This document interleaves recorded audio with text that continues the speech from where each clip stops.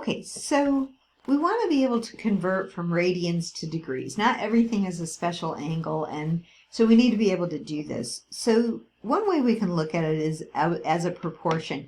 If you have an angle and it's being measured in degrees, that's going to be to 180, the same as if you have an angle measured in radians, same angle, but it's measured in radians, that will be to pi. Okay, because we know 180 and pi, those are the same, right? Okay, so now if we want to convert between radians and degrees, okay, so let's say they give us the radians and we want to figure out the degrees. You're trying to get the degrees then by itself. So you would multiply by 180, right? Okay, so you're going to take the radian measure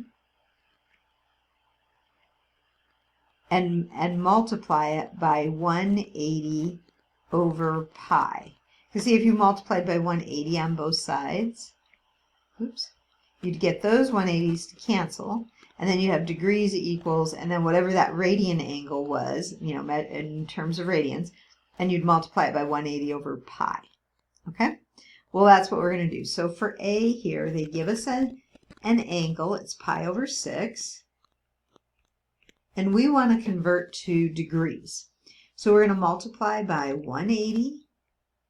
And I can put the degree symbol there. That'll help me remember, over pi. And so what I usually remember is if it's given to me in radians, a lot of times, not always, but a lot of times there'll be a pi in the measurement, you know, pi. So you want pi in the denominator so that they'll cancel. So these are going to cancel. 6 goes into 180 30 times. And so that's going to equal then 30 degrees. So pi over 6 is equivalent to 30 degrees. Okay? Now, let's go to the next one, B. Notice that it's just a 3. Because it's not got a degree symbol, then it's in radians. So it doesn't mean 3 degrees, because it would have the degree symbol if it did.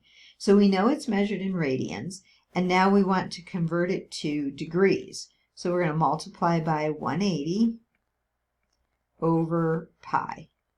So I would probably just multiply this out and leave it as a fraction. So what is that? 540 over pi degrees. Now, they could ask for a decimal approximation. I probably wouldn't. I'd probably just leave it like that.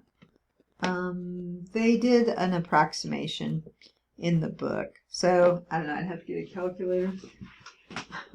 Or I could do it by hand, but that'd take me a while. Alright, so 540 divided by pi, and it's not going to be exact, but it's about 172 degrees. Okay? Alright, if you want the exact, I would leave it like that. But if they want an approximation, then about 172 degrees.